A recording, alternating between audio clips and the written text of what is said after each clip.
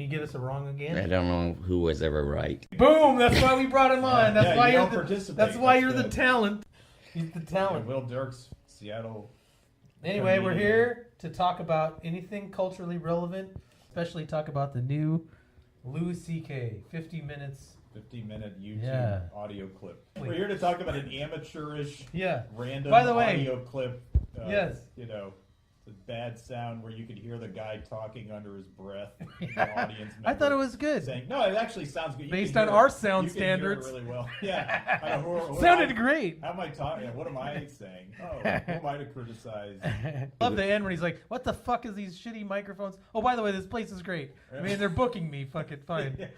Like, I can't really say, go here a lot, but these microphones are fucked. Where exactly was this at? It was at Governor's Comedy Club in Long Island, New York. Yeah. It's owned by a guy named James Dolce. You know, like Dolce de Leche? Dolce, like probably a lot of Long Island iced teas, huh?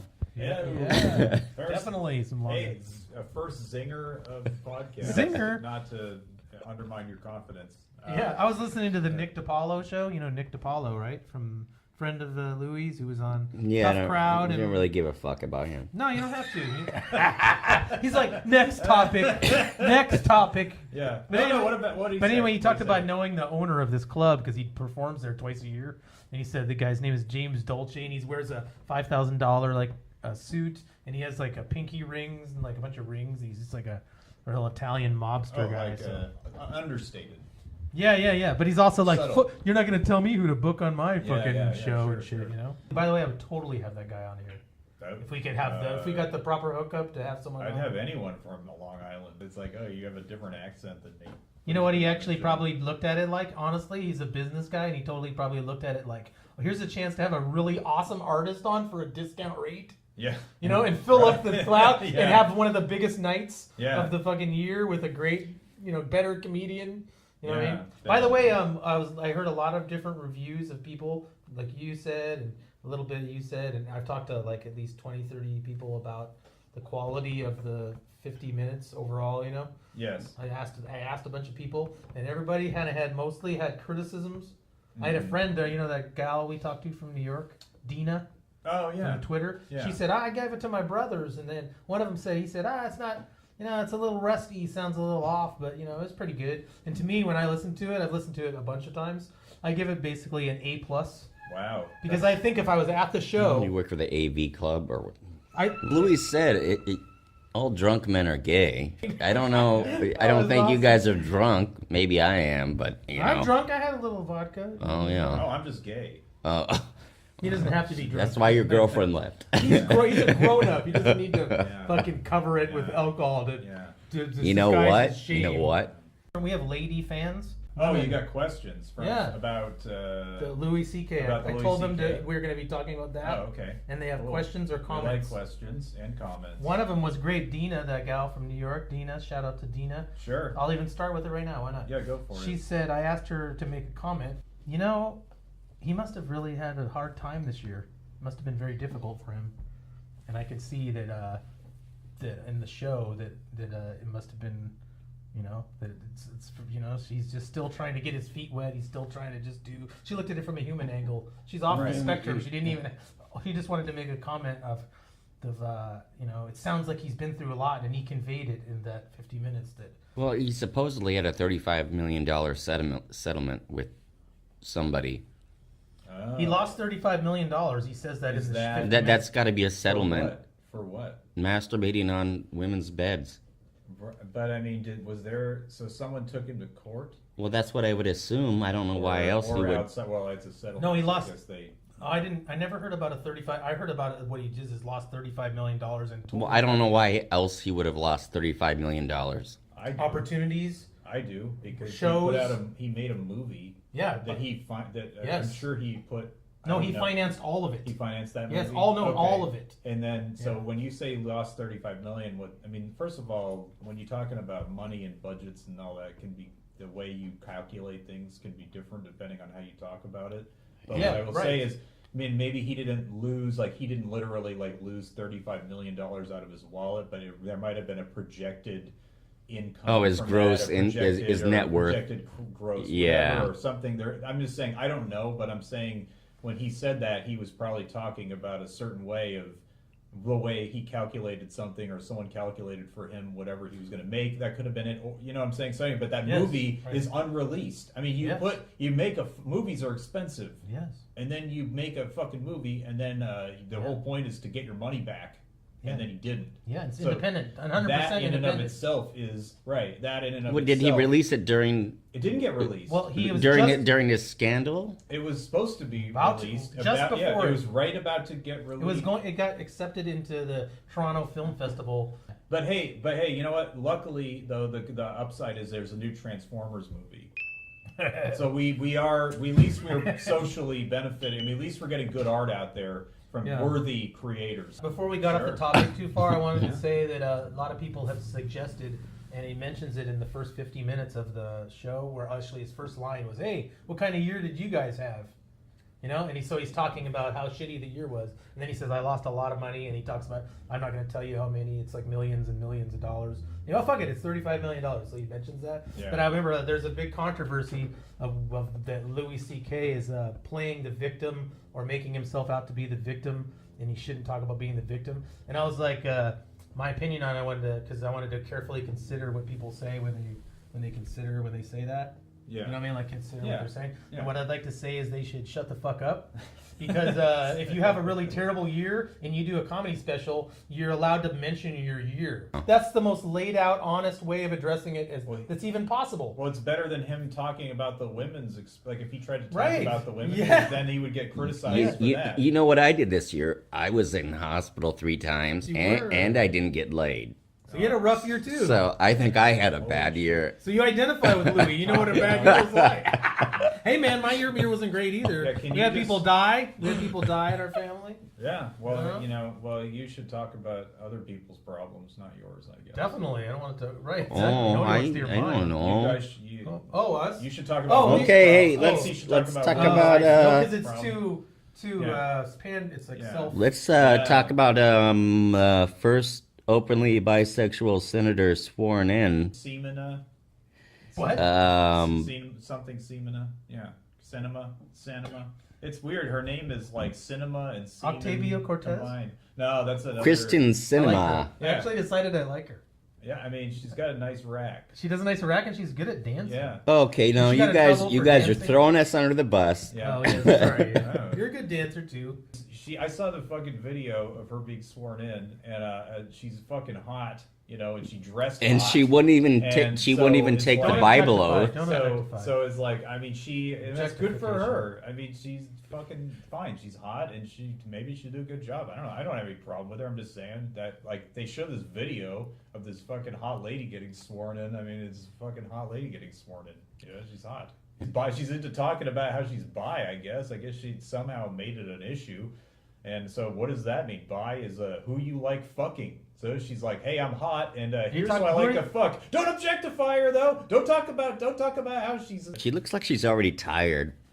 I get tired from sitting in front of a goddamn computer all day. Life is tiring, She's tired. Good for her. Good. She's tired. She's bi.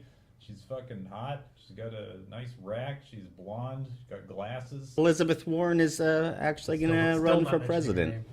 Anyway, I don't know. But why did you bring that? Why do you want to talk about that? I'm reading the news right now. Subject. Jesus Christ. I'm reading the right-wing news right now. Okay. This podcast. Get the fuck out of here. Just random. This is what I do. This is a guest. This is what I do to guests. No, just you. Just kidding. Will was over here on New Year's Eve with Robbie, and he was defending Louis C.K. Oh, is that right? You were talking. Not that I was. Not that I was saying anything bad about him, but you were. You were sort of proactively defending him, and I don't know why. I think Louis C.K. is pretty ugly. So if he masturbated on somebody, that's probably gross. Yeah, I mean, I don't want to see that. I got a question from. Keep going. Oh, I got a question from Laura Lyons. That was a great episode. Anyway, go on. Anyway, Laura Lyons I asked her to give me an actual serious question, and here's the question. Let's hear it. Double L. The question is essentially, it's going to not even be that groundbreaking. It's not even going to be that. It's not. It's a typical question, but it's a good question. What kind of car does Louis C.K. drive? Right. An Audi. I'm pretty sure an Audi.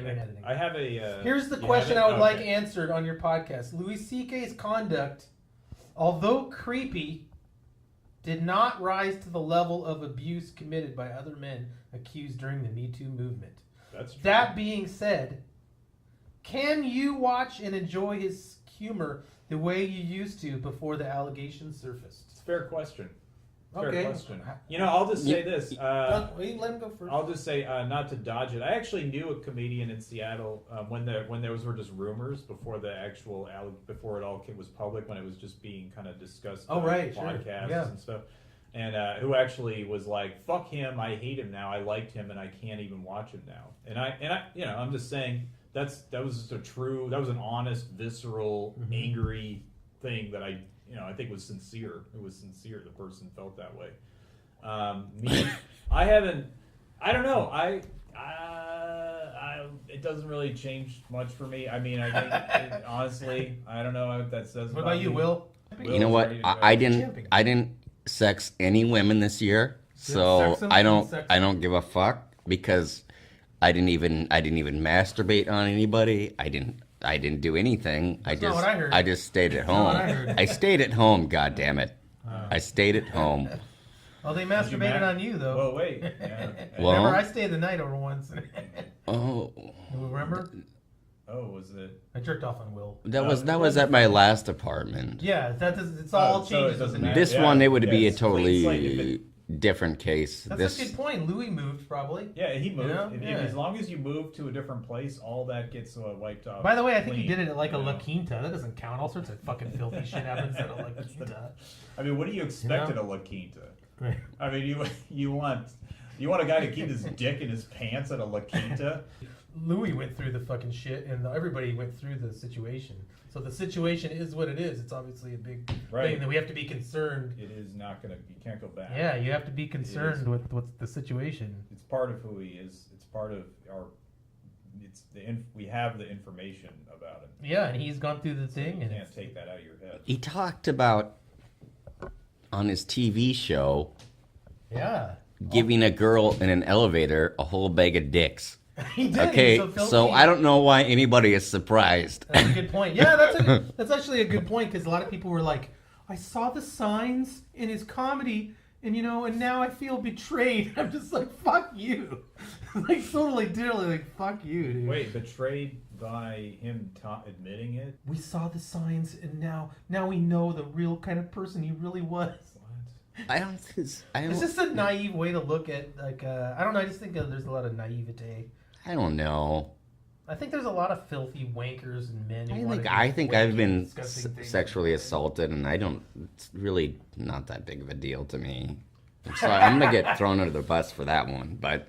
I've never been assaulted. Never been assaulted? No. I was on a paper route when I was about 13, and I went to collect money from the people at the door. You have to go in and they write a little check for you. Sure. And usually they offer you a sandwich or and this kind of thing. Yeah. Anyway, this guy was like this older guy, older man, 80 or maybe really old, and he was like, he write me the check, and he's like, hey, you're probably getting interest about the time you're getting interested in ladies right about now, right?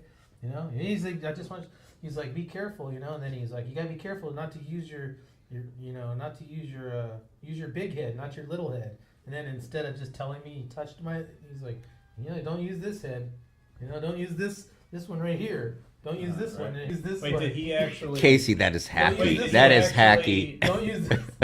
Don't use this one. It's weird. And then I was like, is it supposed to feel good?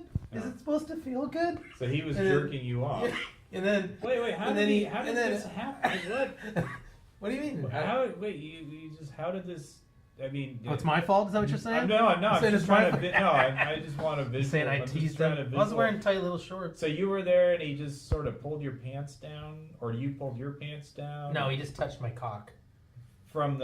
He's touched it through the shorts. Oh, okay. That's the honor. I was exaggerating. I was trying to impress you. Oh, I think that was just kind of sounds like. I was trying to impress you guys with a better version of the molestation. Sounds like more of a molestation ain't shit, kid. Anyway, sounds like a good time, man. No, sure. He's jerking you off. Yeah, what was going through your head?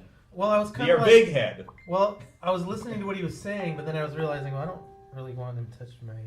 Right, well, well, you were probably kind of like stunned. You were stunned. Generally speaking, I do that in life when someone's doing an abuse to me. Right. I just kind of like go, wow, it's like a movie. Right. Like I don't react. Right, right, yeah, yeah. You know, well, I think that's sure. I mean, I've had that. Yeah, because we're not living in it. We don't live, or well, like when Hans Kim was on here, he was talking about how there's so much space between things. Well, you guys, I'm on the same mic that fucking Hans Kim was on. Yeah. I thought I was supposed to not talk about other comedians. You can talk about Hans Kim. I can talk about Hans Kim. Anybody who's been on the show, you can talk about. We can't just get into the jokes. But yeah, even us, we're talking about this shit. But like one thing, this is a critique of it, and I think this represents a lot of there. I think there's a lot of things like this in the thing, but that's why it's unreleased. This was not a completed special. This was a recording and. I don't know, authorized. It's a gig. It's a gig. It's a one night on a club. It's one night authorized record, whatever. And no one would ask his opinion of anything. Of course he does. Of course he does not want his new material released. We're doing something wrong by talking about it now. By the way. Yeah, that's true. Because on Nick DiPaolo's podcast, he says there's a process. There's a process when you go through doing these gigs that help you build an hour, right? And for a special, and so he says he makes the argument that it's actually all trash now because now the public has heard it and it's not fresh when the special comes out. Oh, that's so awful. You know what I mean? So fucking. That's a good point. I've seen him at the Paramount and I was underwhelmed. Who, Louis? Yeah, well, I mean, I don't like to criticize people, but I mean, somebody. Maybe you hate comedy. I don't know, but. That's why I do comedy, because I hate it. Yeah. That's a good point. We should actually all go around in a circle, and everybody should mention a giant, rich comedian. Fucking you in these circles. Circles, going around in circles, holding hands and jerking off. Did I have a circle? Going around and telling. He just wants He wants a fucking circle. He wants a fucking circle jerk. We're doing making a triangle. In the triangle. In pi. What's up with What's you? Up with 3.14. It could be a triangle. The point 1.14 is somewhere over there. Parallelogram. We'll do a parallelogram. Who's the hypotenuse in this podcast? I just meant we could do diagonal or crossways, but I just meant we all have a fucking rich comedian who we hate. But anyway, my whole thing was my critique that I was going to make, and actually what you were just saying, like about what Nick DiPaolo said, almost makes it seem moot to bring this up. Oh, no, that's critique fine. An individual bit, but I thought it was a good example of like how people. There might be reasons why people listen to it and feel like it's not good or want to criticize it because there's certain holes in it. Like when he says in the very beginning, when something bad happens to you, he's talking about his shitty year. He's like, you know who your real friends are? Black people. Yeah, he says that. That's great. Okay, I love it. But there's no elaboration on it. And there isn't. He's just talking about Chris Rock. No, there's elaboration. He's talking about Chris Rock. To me, did I miss it? Maybe I'm wrong. Okay. He makes a very great punchline. I think. I'll say it because I've noted it. He says. He says. What happens is black people. Oh, you're right. He doesn't elaborate specifically on blacks, but what he does is he talks more about finding about what your true friends are. And he says, it's really good when you find out who your real friends are. It turns out it's black people. But then he says, it's actually a terrible thing to find out who your real friends are. Yeah, okay. That's the punchline. Right, he's like, I don't want. The best part is when he goes, "Oh, that's my real friend. I would have never picked that guy." Right. That's great. That's great. That's shameless. That's shameless. That's why. I mean, it's shameless, that bit. Oh, shameless. Why is it shameless? Yeah, because he's saying that it's terrible to have black friends. No, I actually don't. See. This is what I think. I think you know what? I think those are separate thoughts, and I think that he was just kind of being a little bit. He was kind of being a little improvisey or whatever. Like I think he was being a little bit off the cuff. Like I think he had two separate things that he wanted to address. The thing about who your real friends are, and that you're right. He actually could have just taken out the thing about black people, and it still would have flowed as a bit, like you're saying. The thing about black people's not really connected. No, because people get distracted by race. They don't include it. Well, I don't think it's connected to the general. I don't think it adds to the overall joke, and I'm not saying that because I'm like, oh, it's offensive. I'm just saying I actually literally think mechanically. Oh, I see. If he removes the thing about black people, because it's actually a really interesting thing that he culturally to talk about, and could be funny too. I don't mean it has to turn into a fucking. I put that on seminar. Facebook just because I think it's hilarious. You find out it turns out it's black people. That phraseology it's is funny. Yeah, That's actually I want to know more. But when I posted it, this couple black comics who like things I say, always interact with me. He was like, haha, that's good. I like that. And then he was like, we know trouble. And that's actually a true thing. It's not just a thing off the cuff. Right. Black people goes, oh, you're cool because you got in trouble. Right. I like you because you got in trouble. And they'll be like, and that's my experience. Oh, so they resonate with it because of their cultural experience. They know you're down now. You've had some problems. Right. You've had you're going through some shit. So black people, and obviously there's all different kinds of black people. We are going to get so in trouble for talking about we talk about this all the black time. people. Not with real black people. We won't. We've been doing this since the first episode. Don't worry. I love how Okay. we're like, yeah. We don't give a fuck. Only now We're people fine. are listening though, but I don't We're really. fine. Yeah. Whether they're listening or not, but we haven't been fucking deplatformed, so whatever. Yeah, exactly. That's good. That's interesting. Shout out to Podbean. But you're making an interesting point about the in the breakdown of the joke.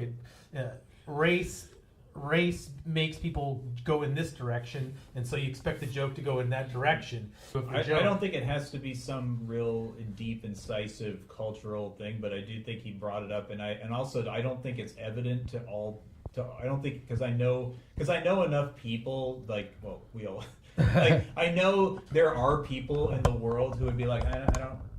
They not because they're being shitty or anything, because they literally be like, I don't really understand what he means by that. There's people who literally, for whatever reason, because of their life experience or their education or whatever it is, there's literally people who go like, I don't really know what he meant by the thing about black people. And they're not saying that to be, he has to build it into the joke, so it's a little bit more.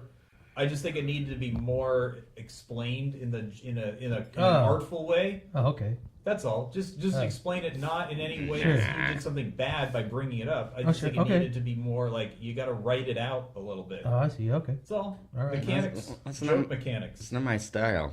Uh-huh. What's not your style? Joke mechanics. Oh. I just, That's surprising. You know what? Okay. But do you think it should just be pure? What should he be doing up there? But there's a time limitation. Laughter is an involuntary thing. Like, do you actually be like, "Oh, I appreciate that joke structure"? Well, it is. That was nice. It requires it takes a certain. I'm going to use the word trigger just because it popped into my head. I'm not talking about trigger warnings. Yeah, of course. It's actually, it's like. There's like ebb and flow, and there's time. There's like pause, and there's all these things that involuntary. But I don't think you have to. I think you can just do that intuitively. You go to some bar and you go, I'm doing this thing where I just talk for 50 minutes, and people are going to come and watch it. And then all of a sudden you're like, finally you have your niche where you're like, oh, it's go watch Wlll talk for an hour straight. And a lot of people will like it and enjoy it, and then you don't have this like limitation of fucking. You think I have my shit together that well? Huh? No, but I mean, you really think so? It might be your form. Like people are talking about what is it? When they're what do you call it when they're rhyming on stage and shit? They're rhyming their poetry. It's poetry. Slam poetry. Slam poetry. Yeah. Did you just call me a slam poet? Fuck you. No, you're better than that. I hate that shit. I hate slam poetry. I'm slamming slam poetry right here. But anyway, you're a slam talker. I am. Slam rambler. You're right. I am rambling. That's true. Slam rambler. He had a good comedy set. Like he had a good. He went in and he basically. I don't know if I would say crushed, killed, but I would say he did very well. Like in a club, he went out there. He got laughs the whole time. People were having fun at the show. Like you could tell in the audience, you could hear the audience reaction. It wasn't uncomfortable. People weren't. You could hear the energy in there. The people were having a good time, and so he did his job. Now the thing is, when you're sitting there in your fucking underwear with it, playing in your fucking earbuds. And it's very easy to sit back and go, oh, I can hear this could have been better, this could have been better, this could have been better. And that's fine. I'm doing that knowing that he he had a good set. I'm not sitting here going, "Oh, Louis sucks now." I'm just sort of going, "Well, he was trying things out," and there's parts where if you're going to say, I guess what I'll say is like with you, Casey, because you've kind of been saying, "Oh, it's like infallible, it's perfect." Oh it's yeah, like I think it was amazing. Ever done. That was amazing. I would say, well, I don't think it's. I think it's a work in progress, and I don't think it's the best he's ever done because I think he's still working on it. It's good. It's a good start. I thought the only thing that's strange to me is he a long time ago said he's not going to say faggot on stage. And then he said faggot. Oh, yeah, because he's going, well, they asked him to start apologizing. So what he did was, he's a man, so he went, oh, I'm gonna do the opposite of apologize. I'm going to say what I want to say. That's what I got from him. He also did apologize. He did apologize, and oh, here we go. Well, I'm just saying he did apologize. He did apologize. Oh, he made a statement. He made when the thing happened when he went away. Yeah. Right before he went away. Well, he did. Some people characterize it as not an apology because the word "I'm sorry" wasn't mentioned in it. Some people characterize it as this. Some people characterize it as that, and then I'm just like, But you're saying he. Wait. So whose side are you on? Because you said you're saying. Are you saying that they're right because he didn't say that I'm sorry, that it wasn't some kind of apology? I'm saying that I'm on the camp of I'm glad the world works the way it is. I'm glad that he was able to get booked on a show. I'm glad that he's able to come back. I'm against all those people. I'm the ones who's like, oh, I know the that. law didn't put him in jail. The law says he's allowed to walk the streets.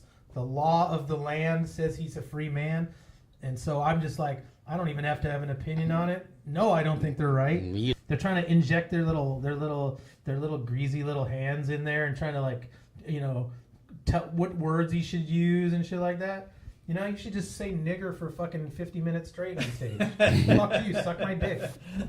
No, you know what? I got this thing from this feeling from listening to this special that he literally went, I will do club gigs for the remainder of my days. I will never go on TV again. I'll just say fuck it. I'll just be a real road comic. I'll just fucking sacrifice all of it rather than bend over backwards so I can get back. Because I thought he was going to be apologizing. He'll go back. He'll be on Saturday Night Live. Hey guys, how's everybody doing? Really unoffensive. Right. He'd have to come back and just be like, Yeah. I love that he didn't even start down that road, because if he starts down that road, he's going to be up there. I did a really terrible thing, and I just want to come out there and say that other people, you should seek help for your problem with sexuality and see the light like I have. Now I've learned to be an advocate for women. Hey, I'm a closet feminist, so you just leave me alone, all right? You're right. You are moral. That's why we brought it here. It's a real morality. You're way better than me. I'm going to be in trouble. Yeah, you're way better. And God, I got another. You guys, I got some rapes I got to do this afternoon. Oh, we got to wrap this up. No, we're fine. I just wanted to say that. God damn! Before we.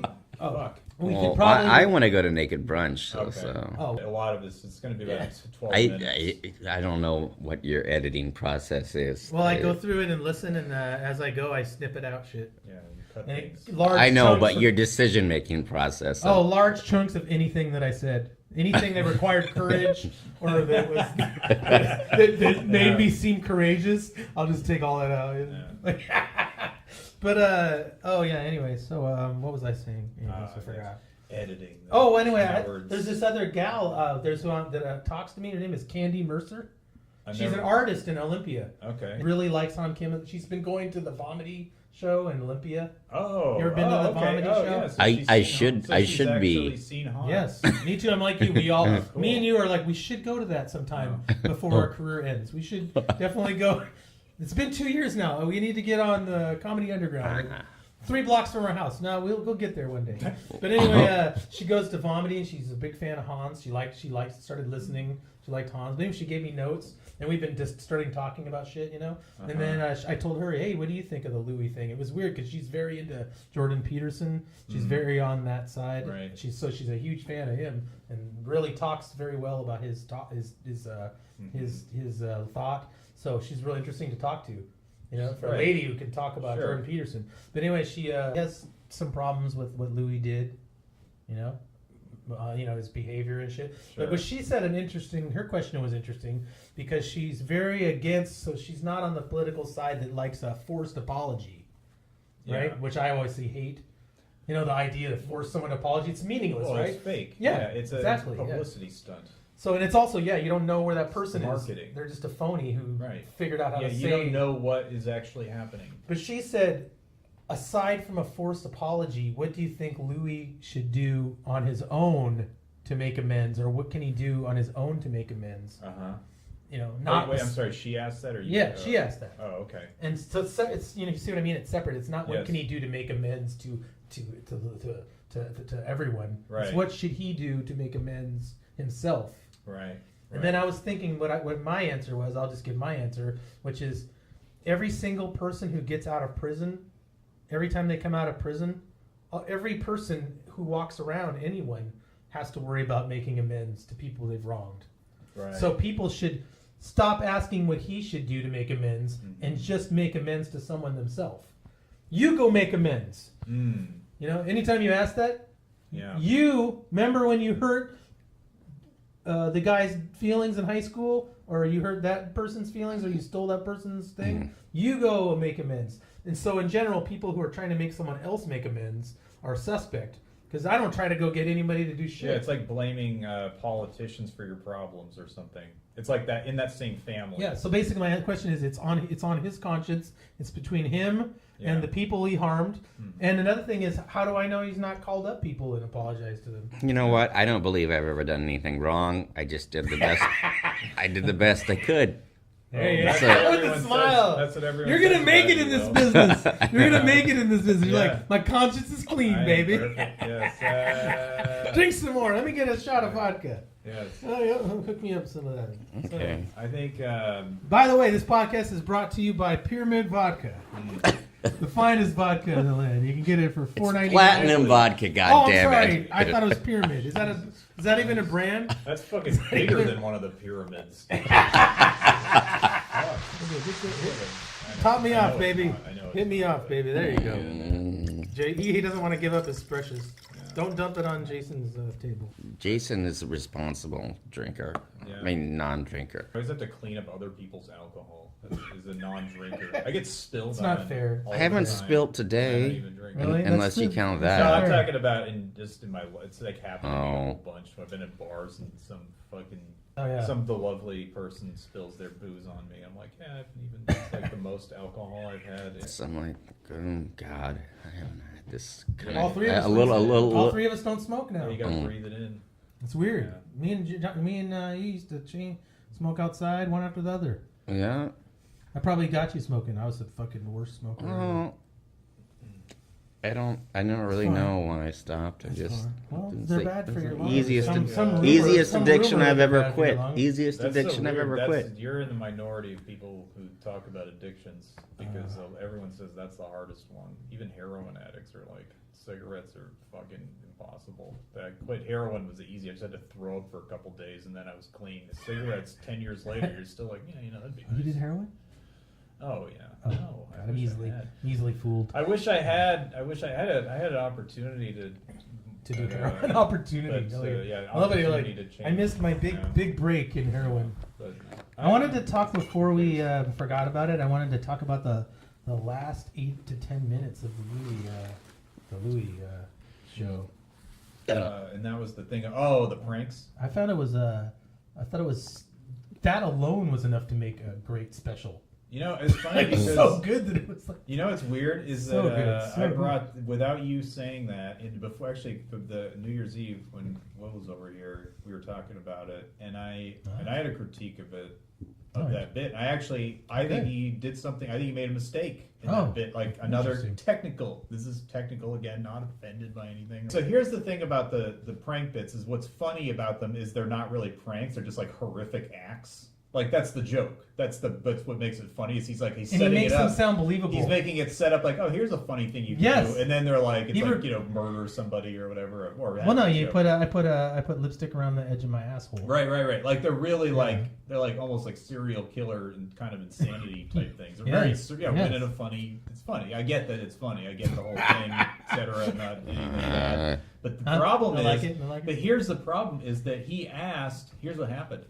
He before he went into the bit, he asked, "Hey, you're like, right? Okay, right, okay. Here's the thing," and then a woman said, "Oh, I put a doll's head in my ex-boyfriend's bed," and then he's like, "Holy shit, that's fucking insanity. That's not a prank. That's fucking horrific."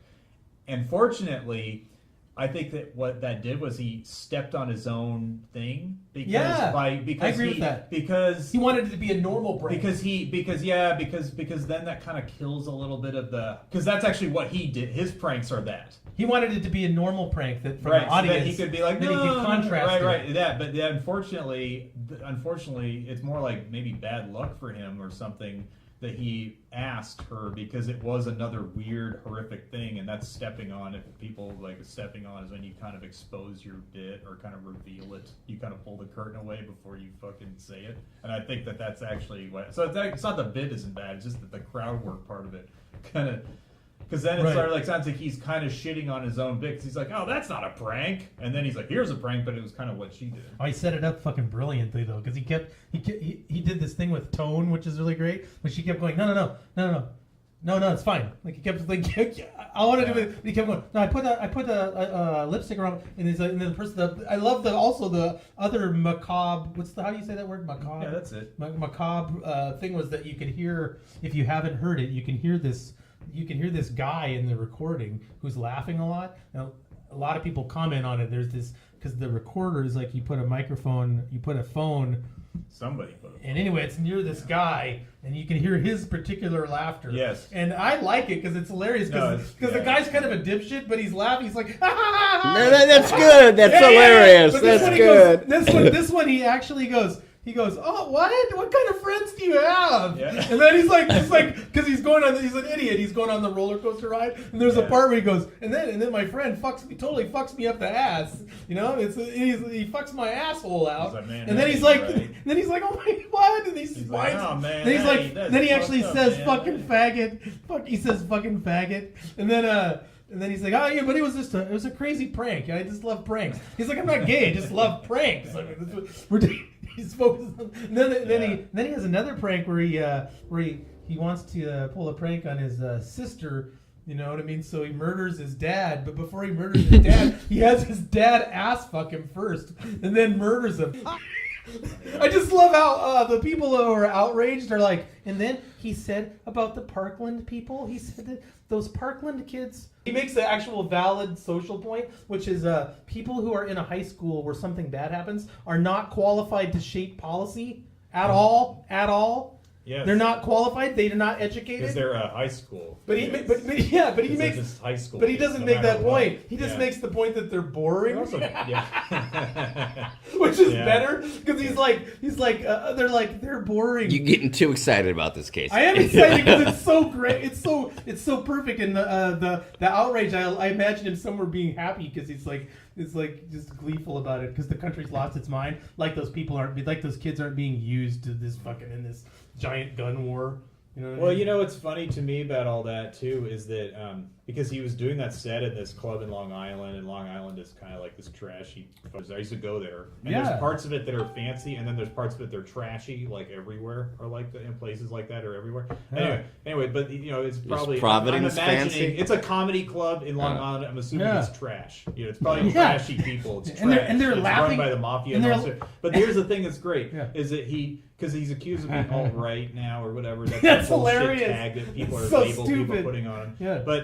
So he is saying things that, it's like, okay, he's saying things that aren't adhering to the leftist agenda and whatever. Yeah. But then he also talks about, like, I'm letting myself get ass fucked in front of these blue collar fucking, like, really homophobic kind of fucking people. And he doesn't care at all. He's like, I don't care. I'll just tell the jokes that are funny to me, and I'll just be so confident in telling them that it is going to be, I'm going to, like, some of you are going to, like, at first you're going to be like, oh, he's my kind of guy. He's fucking saying faggots and niggers and all this shit. But then he goes, oh, I got to let myself put lipstick on my butthole and I got fucked up the ass and ha, I don't care. And all drunk guys are fags. That's vintage Louis. All drunk guys are gay. He's all over the place. He's not on the fucking right. He's not on the left. None of that. Yeah, I agree with that's great. Yeah, vintage Louis. That's vintage Louis. It is vintage Louis. So that is true. So that shows me that it does, regardless of the rest of the coherence of the entire thing as a piece, just the fact that exists within it, it shows he has all the creativity, all the I don't give a fuckness. Why don't you just fucking suck his dick? I want to suck his dick. I want to suck his dick. Only Louis' dick, just his. You know what I mean? I would just be like, I bet Louis' dick is kind of stupid. He wouldn't jerk off in front of me. I bet it's. Isn't that the irony of it? The one who would want him to, he wouldn't do it. He wouldn't do. He'd be like, no. No, he's like, only if you don't want me to. Right. I'd be like, no. And then he'll be like, oh, okay, now I like it. Now I like it. That's really good. Because I'm literally a rapist.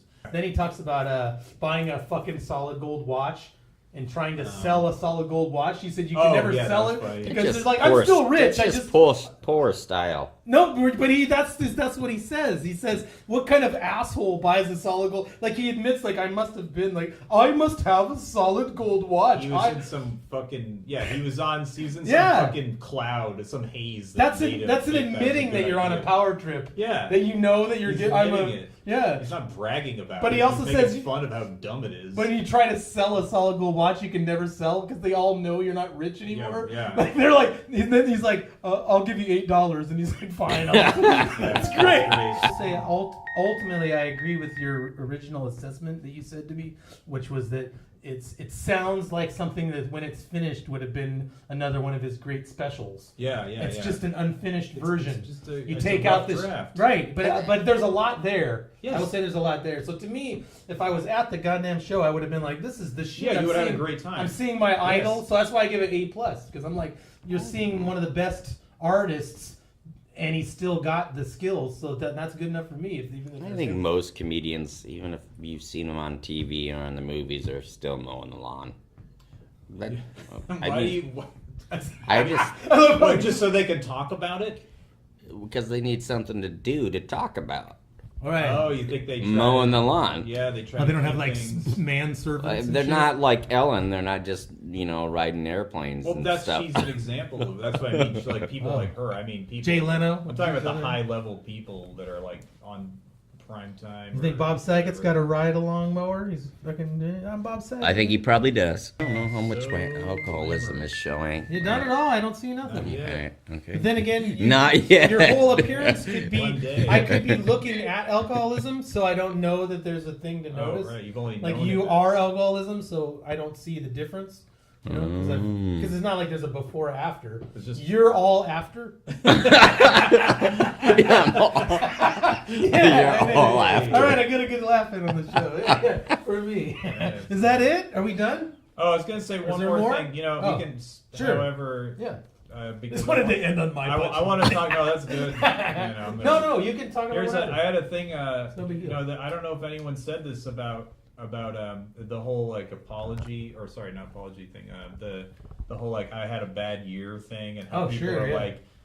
It's self-pitying and self-indulgent for him to talk about it. And actually, again, going but as far as joke structure goes, or like comedic timing and delivery, it's actually, I think it's almost like he just said it because it's like it's a kind of an understated, like he had such a horrific thing happen to him. Right. He's like, hey, so I had kind of a bad year. Yes. It's understatement. Yes. That's another form of comedic. That's a genre or not. But genre, that's a technique of comedy. Yes. Is to sort of say the obvious. So anyway, say like, well, anyway, I had kind of a bad year because everyone knows what happened to him. Yeah. So he's sort of addressing it in a subtle way. He gets to say that as a joke. Well, it's not even a question of whether he's allowed to. I'm just saying it's real. It's an elephant in the room. Yeah, it's real kind of thing. It's subtlety. He does it in sort of a. I mean, then he builds up and gets a little more worked up about it. But it's sort of a funny like. Yeah. So anyway, I love what he says. It's like if somebody gets like fucking shot and they're like laying and they're fucking bleeding out. They're fucking they're like blood pouring out. They're like God, I'm a little under the weather right now. Right.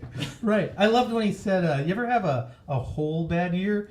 Like 365 shit cut days in a row. That's the line. And then it's just every single day. And that's another. And then it becomes like another. Then it's like another phase of it. Another phase of the joke of like, there's a funny wordplay of what you like them saying a shit 365 days shit cunt. Yes. Another thing is another factor there is a lot of the things I read were like, people. I don't have any sympathy for him and his bad year because he brought it on himself and all this blah blah blah. And he's taking shit away from the victims. But here's a whole crowd of human beings who have all had shitty years. Yeah. People on Long Island have had shitty lives. Yes.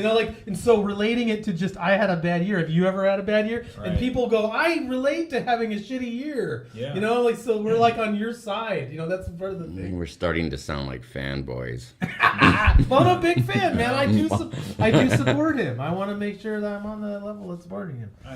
I do want to make sure, like, if they're forcing it to be like a sidey thing where you pick sides, I'm gonna have to pick the fucking support the guy, Fuck it. He's like the guy. I mean, I'm not gonna support him if he, no matter fucking what. There's a certain point where I gotta let, what I mean? Well, sure. That I gotta let go, but well, I mean, he's like, he's just doing, it's like, he's just telling jokes. He's just in a club. Who gives a fuck? He's not Edie Amin.